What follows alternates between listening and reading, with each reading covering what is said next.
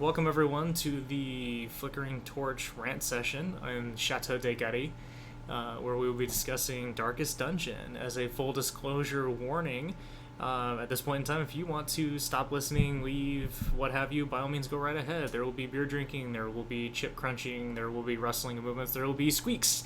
This is not in any way a professional studio, which we don't give a shit. And we're just going to rant randomly about the game known as Darkest Dungeon. Dun. I'm going to turn it over to Gary at this point. Hi guys, I'm Gary. I am a newly person to... That was a horrible word, by the way. Newly? Yeah, Newly? Really? Newly. I just got into Darkest Dungeon. Newly. I'm a newly. Okay. Newlywed. I know. I'm getting you a dictionary and a thesaurus for your birthday now. I have good words. Thank you, Donald Trump, for that. I have good words. I thought I had big words. Now this is becoming a political debate. We need to stop right now. But so thanks to my friend Scotticus Maximus over here, he got me into Not my screen name. Darkest Dungeon. So that has made me realize a new level of hell and darkness, which is Darkest Dungeon. It's amazing, but very, very brutal and saddening. Incredibly. Very, very vicious, very unforgiving, I think is the most appropriate word for that. Incredibly unforgiving. Yes. Not afraid to truly kick you while you're down and then spit on you. Whole new level of shame. Yeah. Whole new level of shame. If you ever played the board game, I think you've had, but Cutthroat Caverns, where it's like trust no one, it's like love no one, because they will die. It's not if, it's when. Yeah. Yeah, it's definitely a win statement. I'm waiting for my Crusader to kick the bucket. He's still hanging on for me. My first Crusader's still kicking in there. Again, veteran level 5. Got some decent gear. His skills are, they're okay. But that holy righteous zealot, he just won't go down. Yeah. Which is a good thing. Stubborn religiouses. I did lose my beginning highwayman, though. That was sad. I did too, actually.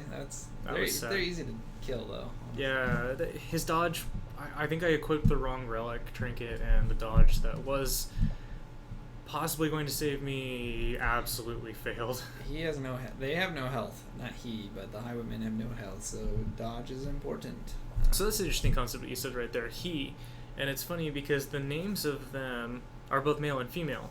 However, the character drawing doesn't match that. It's truly kind of like, for the highwayman's sake, it's truly a male picture. Yep. But they do have female names, which was kind of interesting. Not a bad thing, but kind of cool. Yeah. But it would have been nice to see maybe, even though it was a Kickstarter game and a beautifully executed one, Very it would have been nice to see maybe a little bit more of like a palette swap or like a skin for male and female characters. Yeah. Because you can change the color of their outfits to make them different from your other members that you've recruited, but right. Yeah, you can't change gender. I think that would be cool, but I guess how their design aspects are, like, the Grave Robber, it's a very unique design.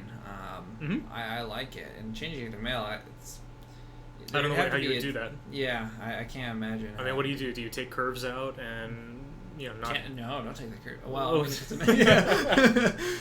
But the Highwayman I think is cool too. Gotta go with the facial bandana. Yeah, no, the Highwayman was a good design. Kind of reminds me of almost like a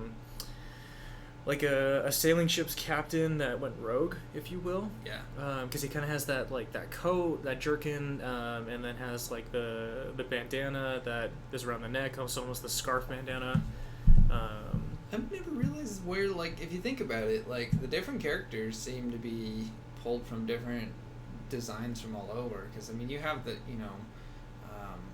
well, the Crusaders vary from the Crusades. Yeah. And then you have the Man-at-Arms. Similar-ish style. Full geared up, but he has war medals on him, almost like he's proud of his accomplishments in combat. Yeah. Where if you look at the Plague Doctor's very characteristic of Renaissance time, where medicine was beginning to come into its early stages, infancy, if you will, of actually curing things. The Vestals look like a battle nun, if you will. Barbarians for Hellions. The Hellions, yeah. So, it was cool to see the Hellion as a female character, not as an automatic male, because that would be the first thing you think of, Berserker, it's going to be a dude. Yeah. Hey, females are crazy too. Oh. So. There goes half our audience. Yeah. But no, I really like that because it's like pulling a ton of different styles, and it's not just like European style, Crusades. But I never realized that. There you go. But I like the artwork. I like how dark everything is in that game. I don't know why I'm so fascinated by dark themes. It's very Lovecraftian. Has that kind of Cthulhu-y kind of feel. A lot of tentacles. A lot of. Yeah, there is a lot of tentacles. Well, it's not hentai or anything. It's just tentacles. But no, the art style is beautiful because when you think about it, the combat itself is nothing more than like maybe 2 or 3 images for combat. But it's done in such a fluid way, and it's done in such a way where the sound truly has that impacting kind of thunk as you make that hit or that blow. It has that oomph, if you will. But it's only like literally like 2 or 3 differences in the character's picture. It's not like a full-blown motion swing. It's literally just like almost like a papercraft movement. Yeah, it really is. But it feels so good. Mm-hmm. Each attack has you on the edge of the seat each literally time because, well, RNG obviously because you don't know if you're gonna die or not. But like every time I watch an attack, it's dramatic. It's intense because it's engaging. The way the art zooms in and the way the colors are represented, and because of the RNG, you're on the edge of your seat each time of the attack, and I enjoy it. I haven't actually got bored of the combat at all in that game. No, I don't think I have, because the combat's so terrifying, I think is the appropriate term. Yeah. It's so scary to see if you are going to successfully land that blow or if you're totally screwed. It definitely has that kind of good balance on it. And the classes themselves really add a whole new level of flavor and difficulty at times. So if you guys don't know, there's like Crusaders, there's Man-at-Arms, there's Highwaymen, Grave Robbers, Lepers. What else is there? Hellions. There's a Hellion. There's Houndmasters. The Houndmaster. There's the Occultist, which I actually kind of like. The Occultist is quote a healing character. I'm using air quotes here, which it has the ability to heal, but has the chance to proc bleed.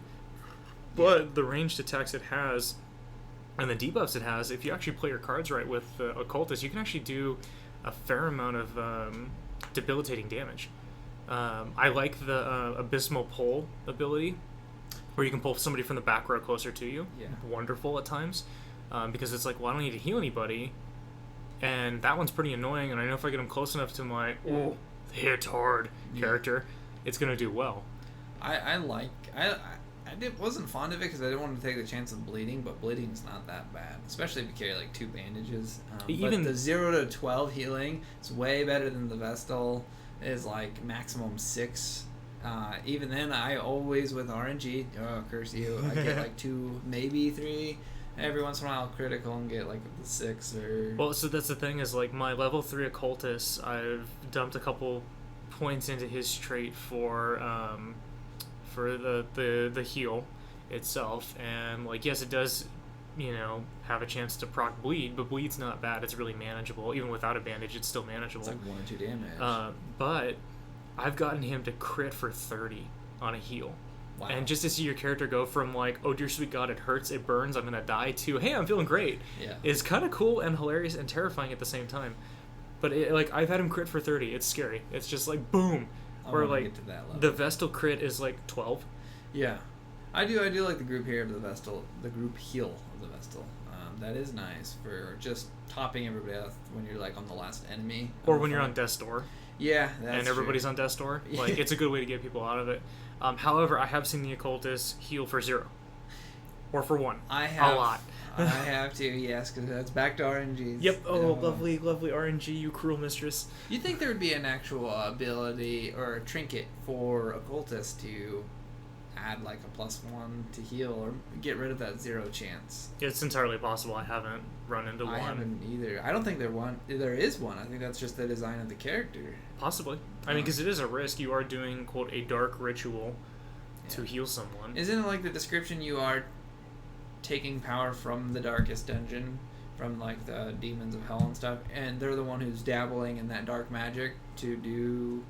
I believe so. Because I think the narrator's like comments is like, you have to understand the darkness to fight it. Yeah, or exactly. understand the abyss to And like, I mean, when you think about it, like the description on the heal itself says, that you are, quote, opening a wound to heal. Yeah. So it's almost like, quote, a bleeding with leeches, if we want to go back to olden days of medicine. Ew, gross. Yeah. But like that cut itself runs the risk of bleed. Like, oops, I slipped in mid combat and I might have sliced your brachial or your jugular. Sorry. Yeah. No big deal. Yeah, you'll be fine. Just hold pressure a lot. Keep holding. But no, there's the Occultist. There's the Abomination, which I know you have a lot of experience with. What does he turn into? He goes from like some creepy looking dude to like, a werewolf? He goes from a man who looks like he's been like horribly burned and tortured and branded, into this kind of like it's kind of like a werewolf, but it has horns, so I'd argue it's more of like a demonic ram. But he morphs into that, and when he does, he causes stress to your entire party. Oh, okay. And so that initial transformation causes a specific amount of stress, and then it's a time limit. Once you make that transition into that transformation, you have to finish the fight before you transform out. I think ways to transform out would be massive crit damage, or I know stress definitely does it because I've had my character freak out and he shifts back and I can never send him back. Yeah. So then I move him into a different row, so he can either hit with the chains as like a melee strike, or he could puke on an enemy for possible blight damage. How do you trigger the initial the transformation? Evolution? Yeah. The initial transformation is actually just a skill you have, and it just says transform. Oh, so you don't have to trigger it. It's completely optional. So like in a boss fight, I will try to transform about halfway in, unless the fight's going south real quick, and then I'll just transform and just cope with what I have to deal with. What's the benefits of the base to the transformation version? So the transformation version, it appears to have just like crazy high damage, and it has skills that can proc multiple things or hit multiple enemies. Whereas the non-transform form has the chain strike that will stun an enemy, has a chance to stun. The puking, which has a chance to cause blight, and then there's a self-heal. So more of like the banes and debuffs compared to like just pure damage. Strict damage. Okay. Yeah, I think it's more of like a utility feature. Like if you don't transform, you have a chance to either help, hinder, or heal self. And when you go transformation, you are just talking pure damage. There is one ability that can stun. Yeah. In transformation, which is nice, but the range is kind of limited. Okay, gotcha. But there's an ability, I think it's called a rake or something, where you hit like the two dudes in the second and first row. So that's kind of helpful. That's a well-made character. Although it doesn't work with others. That's the thing. Like the religious vestals and stuff like that. Yeah, so. He won't. Religious individuals will not party with him. So I usually have to party with like an occultist, a gravedigger, and like a bounty hunter to run with him, which works good because if I'm in transformation mode, I get knocked out of it because of a fight, I'll switch him with the bounty hunter, because the bounty hunter can be a front row fighter if he needs to. Yeah. It's not ideal, of course. But from that second row, I have much more options than I do in that front row. Yeah. When I'm out of transformation mode. When I'm that demonic ram, whatever thing, front row is the way to be. Yeah, no. I hurt things hard. I like the bounty hunter. That brings up a pain, because the bonuses comes down to RNG though is when I apply like a marked target and you're supposed to get like a 15 or 20% increase in damage. Mm-hmm. I swear that the game hates me enough to not apply any bonuses, because I very rarely see any increase in damage. Well, it's funny too, because like that percent damage almost feels more of truly in the aspect of a percent, not a solid number. Because like, oh yeah, like I knocked down 30% damage for 2 turns, so it hit me for 6 as opposed to 8. Like, it's truly a percentage base. It's not necessarily like a solid, like it is a solid number, but not a solid number you would feel comfortable like being okay with. Like, so marking a target, it's almost kind of like, oh, I'm in the back row, I can't do a lot, I can't hit because I got knocked back there. Yeah. I'll just mark the target for this turn, and then when I move back forward, I'll go back to hitting it. Yeah. So it seems like it can be helpful, but it's not always something you want to. It's not your go-to. Yeah. I mean, or it can be for a boss, because any extra damage on a boss is totally worth it. The stun's great for mobs. I mean. Oh yeah, wonderful. Because they have a 25% bonus to mobs. So, I like stacking archers with bounty hunters. I haven't done that. Because they both have damage to mark, and I forgot what else, but I think they both have, and Houndmasters as well. Right. They both have, like, all of them have ability against mark. So if you utilize marking a lot, it helps. But that's all good. Yeah, no, I haven't run that combination yet. I probably should. Usually my my archer is kind of like my backup healer, because with the field dressings, it has that increased next heal of like 33% or some crazy thing like that, which is incredibly helpful, especially if you already have relics that buff your healer's healing ability. I haven't seen that one yet. Oh yeah, field dressing on an archer it's like a 3 to 4 heal increase, and then from there the next heal that they receive is like a buff. I think it's for a turn or two of like a 33% increase on heal. Yeah. As long as it comes from someone else as a healer, I believe. Oh, okay. So if you have like an archer and like an occultist, you can actually get a bonus heal from that. Yeah. That's cool. I haven't explained. But what else is there? Oh, the bosses. Oh my gosh, the bosses. I actually like the bosses, because when you're doing the short, like, you have to spam a lot of short missions to get enough gold and everything to upgrade. But like, I'm really excited when I get a boss, although I'm very, very afraid to lose my level 2s or whatever. I always make sure they're a little bit higher level. Oh, then the quote entry level? Yeah. So, but I love bosses, although they're difficult. I'm afraid to encounter them because I don't know what to come, and I don't want you to spoil them half the time. I don't mind tidbit like advice. Yeah. I've encountered a fair amount of them. I still haven't fought any bosses in the Cove. I don't like the Cove. I'm okay with the Cove. Like, it requires a lot more items for curio purposes to like successfully disarm like potential treasures. Stupid fish monsters though. Yeah, they're not fun, but they don't like blight. So going with a blight team. See, I don't have plague doctors very much. It helps. Plague doctors are awesome, because the plague doctor I have has like one melee attack. He has like the ability to stun. He has the ability to blight, and then and so the stun and blights are back row stuff, which is really good against like stress-inducing characters. Yeah. But then it's a toss-up. Sometimes I'll have like battlefield medicine, so he can heal himself and remove debuffs, or I'll have like one that like it's called like encouraging vapors or something like that which is the damage boost. And so that fourth slot is a debate on what to have, because I can do front row stuff or I can do buffs. It just kind of depends on which way to go. I think one of my issues with Plague Doctors is that I always get Plague Doctors with the healing spell and the encouraging vapors. Yeah. Because it takes away some of the utility of the damage, and I find that the healing's not strong enough and encouraging vapors are strong enough to have both. Like, no, the healing's not really strong enough, whereas like with the Gravedigger's vapors, where it's an increase in dodge and removal of blight or bleed, that's a really helpful one. The healing, the self-heal, almost doesn't seem worth it.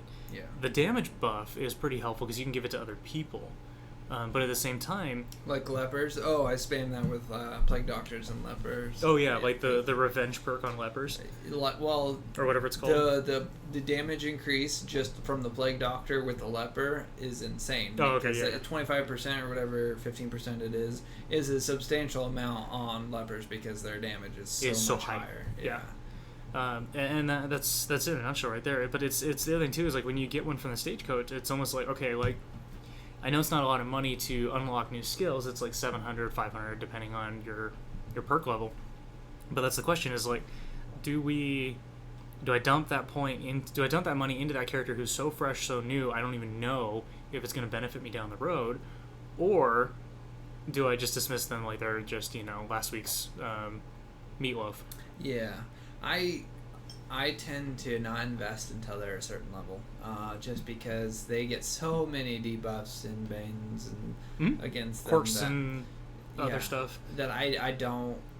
I wait until they've done a few or get to a certain level before I start investing into them, because you never know. One thing they get, like one quest or dungeon run, they could get like 3 or 4 different quirks against them. Or die. Yeah. So it's like I don't until later. So my investment is I save a lot of money. I'm a hoarder, I guess, but... Yeah, I mean, I'm not afraid to upgrade people and dump points into stuff just to kind of make my guys a little bit better. Mind you, at the same time, like I also like to over prepare for dungeons, which bites me in the ass all the time. I swear I buy more food than I need, because sometimes when you're at the campfire, like on those longer missions, it's nice to have extra food, because you can massively heal your guys if they totally got screwed over. What do you buy preparations? Because I know short dungeons, I do 8 food and like 7 torches. Okay. When I do like campfires, that varies though, depending on the dungeon I go into. Like if I have to explore 90% rooms or whatever. But yeah, but it also depends too on the region you go in. I've learned, like for me, if I'm entering the woods, I can't remember the name of it. I think it's like the weird or the ward. The Veered. It's not the warden, because the warden is the ruins, swine. The warden, It's almost like the Veld, if you will, but it's with a W. Yeah. But the forest area, you burn through torches like crazy. Yeah. And so I'll always pack extra torches there. But with food, if it's a short mission, I'll pack 12 food. Oh, really? Just because I know it's a lot, because I just don't know what's going to happen. Yeah. Because I've been on those missions where, like, I take 5 steps, we got to eat. I take 5 more steps, we still have to eat. Yeah. And it's like, what? Did you guys not eat your food? Did it fall? Like, is there a hole in your mouth? Like, it is terrifying. And so, like, torches...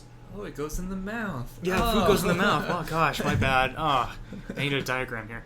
But, like, torches, if it's a short mission, I'll do probably 6. And if it's a medium mission, I'll do 10. If it's in the woods, I'll jump it up to 12 or more. Most of the time I get lucky and find torches. Yeah. For the most part. I have learned there's a couple curios where if you put a torch on the curio, like in the ruins, if you find the experimental table where they do the experiments and whatnot, if you put a torch there, it automatically raises your torch level to 100%. Oh, okay. Instead of doing like 3 Instead of just doing a couple torches. Like, it was awesome. It's like, okay, instead of that 20% jump or whatever the heck it is, automatic 100%. Yes, I'm so down for that. So I don't pack as many torches. However, I do base the areas I go on what other items I'll buy. True. So, like, if I go into the woods, I'll pack 4 bandages. I know I won't use them on myself, but I might use them on some of the curios, like the mummified corpse. If you wrap it in bandages, you get a buff. The busted trees with the spider webs, if you bring the bandages, you don't get hurt nearly as much. Yeah. Medical herbs, same thing. Like, I know certain places want more medical herbs. I always carry, on a short dungeon, I always carry 2 shovels. I do too. Like, if you don't carry at least 2 shovels, you're really hurting your party. Yeah. That's a lot of damage and stress you take.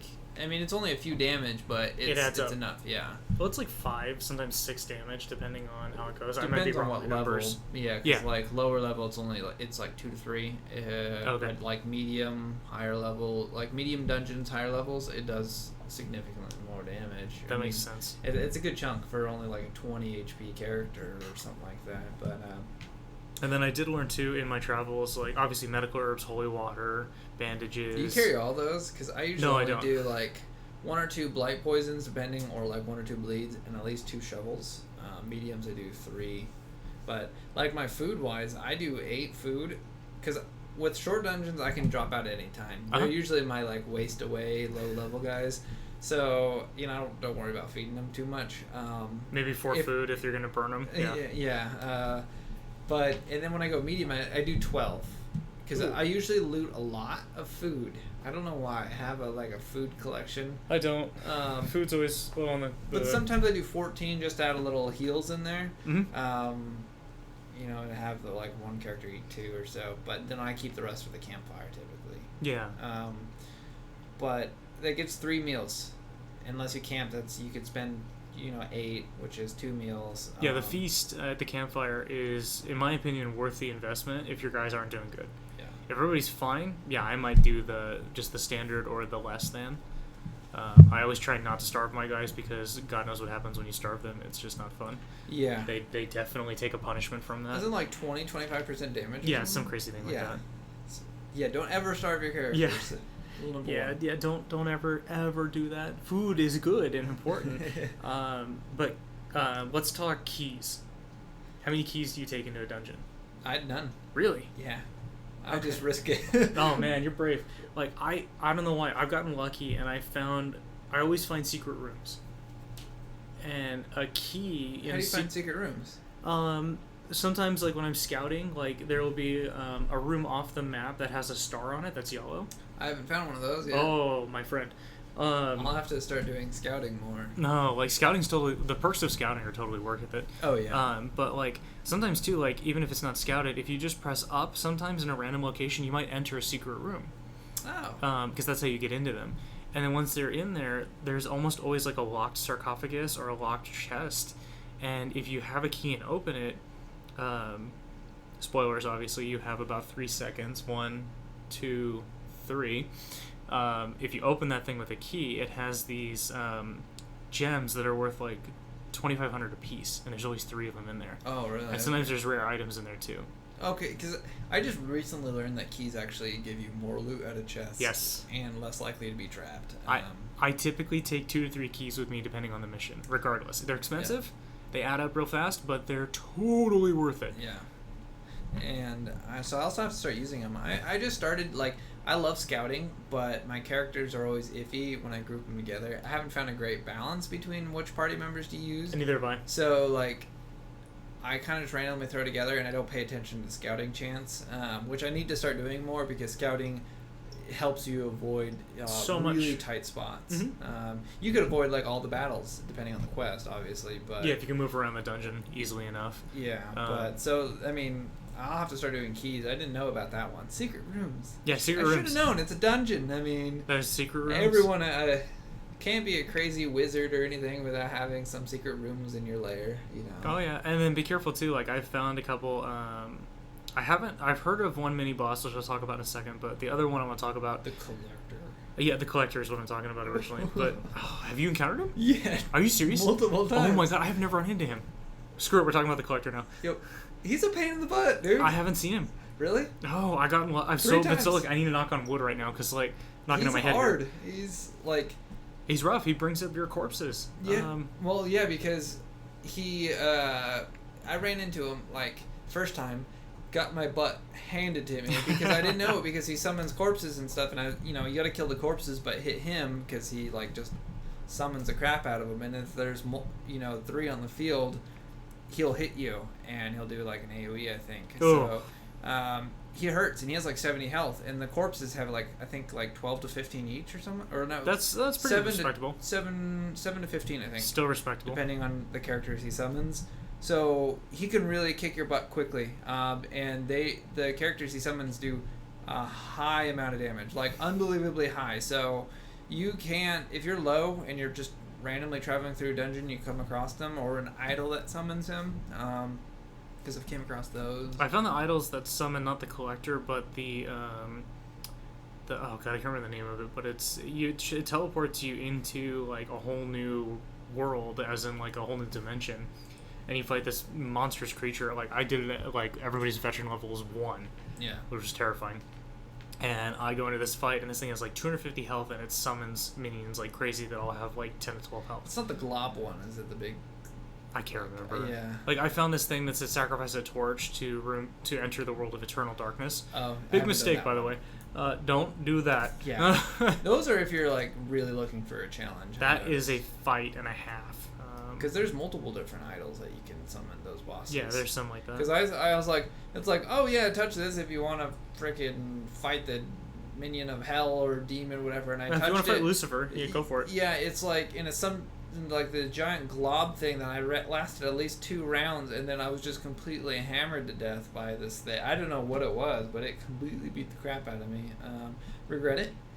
Greatly. That's where I learned you can actually run away from creatures. And then so that, and I fought the Collector 3 times now. I beat him once. I don't remember what I got. I think I just got some like... he's supposed to drop heads from what I hear. Heads? I don't know. They're rare trinkets, but... I think I just got like a green trinket, which is just uncommon, and then I got the little like relics things you get for upgrading your buildings. Oh yeah. The busts, the portraits, the D's, the seals. Yeah. And I think that's all I got, but I've encountered him 3 times now. Okay. So. Yeah, I haven't run into him. Incredibly fortunate and terrified at the same time when I finally do see him. I've heard stories. Artwork of him yet? No.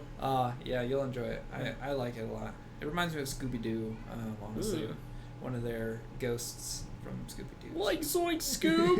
Scoob! It's the collector! No trap will kill this guy. No. No kidding. Yeah, no trap will hold him. So, let's see, what else Darkest Dungeon? I know we talked briefly, well, we didn't in this chat, but there was one about an update with a new character. I just finally acquired that character, but I was too scared to go forward because that game actually does cause you physical stress while playing. It can. It's a little terrifying how accurate it is in that. Depends on how much you love your characters and how invested you are. Yeah, I mean, if you're that individual that can totally dismiss people as nothing more than pixels, you're golden. It's probably an easy game for you to play. It's probably a lot of fun. Those of us, I'm guilty of this, who may feel a little bit more emotionally attached or invested. Yep. Yeah, you're gonna definitely have those moments where you're just like, oh God, and then moments of silence. No, God, no. Reflections of what you were thinking, and then realizing you could do absolutely nothing to stop it or reverse it. Yep. Unless you want to start over and just repeat the cycle. Yep. And you're gonna die. It's like the Dark Souls Prepare to Die edition. You're going to die. There's no escaping it. It's gonna happen. You just gotta live with it. But it's still sad when it does happen. Oh yeah. No, there's definitely that sorrow, that sadness. You still have to embrace that concept of like, oh, it's literally the finality of true death. Like it's gone forever, gone. That's it. No more. Doesn't exist. You're done. Time over. One thing is, does your town upgrade the look of it as you upgrade your buildings and stuff? Oh, does it? Okay. Yeah, it looks better. Yeah, I was saying it's slowly getting there. I noticed, but the last major upgrades I did, which was last night actually, I upgraded the Nomad wagon, which does the trinkets, and I upgraded I think the blacksmith shop, like just a couple upgrades. Oh, and the abbey I upgraded twice. And there's like a statue at the bottom part of your hamlet, your town, and it looks like it's been like cleaved off a couple times and like broken and battered and like in a really poor shape. And I upgraded so far and enough that like I'm starting to see the statue being rebuilt. Oh, okay. Of, I believe, of the ancestor who you've come back to claim your birthright of the manor that's gone to hell because your uncle, cousin, brother, sister, whatever the hell, whoever this guy was, totally screwed the pooch on everybody. Yeah. So you're trying to almost redeem everyone and redeem the town, redeem yourself. I love how he at the beginning of that intro is beautiful. The intro, yeah, but he's like, oh, I had all the money and all the prostitutes I could ever want. He's like, then I got bored and opened to basically, dimension to this hell abyss. You're like, oh, okay. So that's a drastic change. Yeah, that's wow. Good for you. You must have been really bored. I mean, really bored is an understatement. But no, that intro was beautifully done. The narrator's voice is perfect. Absolutely perfect. And there's definitely moments where like the commentary he adds is both chilling, encouraging, and absolutely depressing. Yes. Did you notice? Okay, so there's the caretaker that just takes up space, basically. Oh, I don't know what he actually does, but he just takes up space. And he records things. Yeah. Quotes there. I mentioned this in my game recordings, doing it. There's a cut scene with him on the cart where like a moment he's all like pulling the reins and the horses going to the town or whatever. Oh yeah. Yeah, he looks totally like a badass. That's the only time in the game that guy will look like a badass. Other than that, he is the biggest pain because he blocks like, oh, I'm gonna go send my guy because he can only drink. And what is he doing? The caretaker's drinking. It's like, I'm just gonna block all your efforts of healing your members. I just find it funny when like the caretaker is literally in the brothel. Yeah, I don't know, or the penance hall. It's just hilarious. It's like he dabbles in everything. Oh yeah, he's a fan of all the 7 deadly sins and wants to redeem himself apparently without really investing. What did you do in the brothel? Yeah. Or I love when I send people to the brothel and they come back with they're forbidden to go to the brothel due to deviant requests. And it's like, wow, what did you the Crusader, what did you do? You're the Vestal, what did you do in there? You deal with the Abyss, but you got kicked out of a brothel. Yeah, really? you got kicked out of the brothel. Those tentacles you were fighting got a little to your head, I guess. Or the Crusader, for example. Like, what did you do that was so, quote, deviant? Like, did you make her say the rosary? Or... nailing people to things. And no. It's astonishing. It truly is. Wonderful game, though. Absolute blast. Love it to death. Horribly addicting, horribly scary, horribly dangerous. Yeah. It's hard to play a lot of the time, but it's a great game that I have yet to get tired of. No, I can't get tired of it. Period. I mean, there's the drive to finish it, but at the same time, like, you can easily get grind fatigue on it because some of the dungeons can be long. Even the short dungeons can be long. Yeah. Depending on how bad your luck is. And then the other thing too is that, like, it's almost like savoring a really good meal. You don't want to truly invest too much. You don't want to just, like, it's like going to a restaurant, ordering this massive, like, steak, like, that's perfectly cooked and prepared, has all the great toppings and fixings, the sides are wonderful. You're not just gonna inhale that thing. Like, there's no joy in that. There's a little bit, but there's no real joy in that. But you're going to want to savor it. You're going to want to really enjoy the level of professionalism and care that went into it. And they did that beautifully. They really found a way to balance that to where if you want to take your time enjoying it, it rewards you, not necessarily physically rewards you, but mentally rewards me, at least. Yeah. In that aspect, taking that time to truly, really love the game for what it is. And I almost feel like I'm pressing my luck if I do more than 4 runs in a single session. Yep. It's like someone's gonna die. They're totally, like, I'm superstitious about it now. Like, they're gonna die. They're gonna kick the bucket if I do more than 4 runs. Or if I get, like, if I play and I go straight into a medium-sized quest with a boss, that's all I'm playing for the night. Yeah. I'll put it down. I don't trust myself. I don't trust what's gonna happen. I'm scared. I have to do a warm-up before I do a boss, but that's all I will do. I'll go straight into a boss fight. I'm crazy. Really, yeah. I'm a little bit of reckless rogue, yes. Yeah. I've said it there. Well, that game allows you to play reckless. You could either, like, dig into all the details, the stats and all that stuff, because it provides all the details you need to know, and you could really figure out the RNG and the stats and the bonuses and things like it and hammer that out.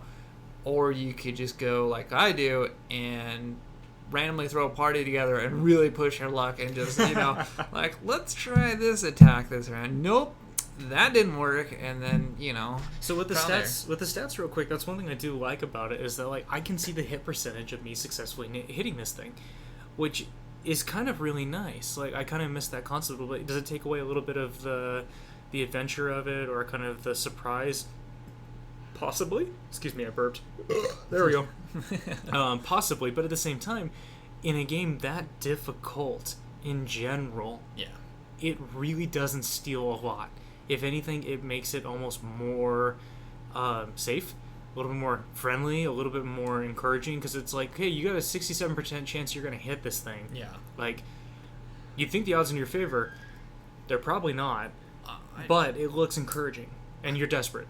I don't think it takes away from it, like, at all, or ruins it. For some reason, I don't see it getting in the way at all. I think it's really nice to have it there, but it works so well with the game. Oh, it lists does. all the stats and everything, and it's like, I don't think it really does anything bad. Well, and you can see the potential damage, it's like, okay, this is like a 1-2 strike, or this is like a 7-13 strike, and, like, sure enough, my character will hit for 12. Yeah. Like, it's wonderful. It's great. It just doesn't pull me out of the depth. Even though I'm looking at stats and stuff, I don't feel like it's the not immersion breaks at all. It might give me that, but I feel like the immersion's still there, Mm-hmm. Unlike stinking, like, XCOM and their stupid 90% chance to hit, or to 99. fail? Yeah, and you fail every time. I loaded the save game about 7 times, and it was like, I think, a 95% chance to miss, and I missed every single one and got slaughtered, and I'm like, how is that 95%? That's a lie. That's crazy. I remember that's Gary's son, if anyone can hear that. Yeah. Good kid, love him to death. Toddlers. Gotta love him. If along the lines of that, like, when I was playing, we're getting off topic here, but when I was playing Final Fantasy 14 and I was crafting things, it would have like a 98% chance to succeed, and I would totally botch it. Oh yeah, Never fail. I don't see, the thing is, I don't know how that's randomly number generated, like, at all, because, like, There's no way, unless that computer hates you. Or Oh, it does. knows about your search history or something. It's like, you sick monster, and gives you that. But I don't think it's built around that. So. Are you sure? Yeah. I would beg to argue a couple times on that. Hardcore. So watch what you search. All right, well. So we're close to the 40-minute mark. Do we want to wrap up? Yep, that's good. Well, everyone, thanks for joining. We're going to wrap up here, and we're going to call it from here as the first casual rant session of Darkest Dungeon. Thanks for listening. Thank you. See ya.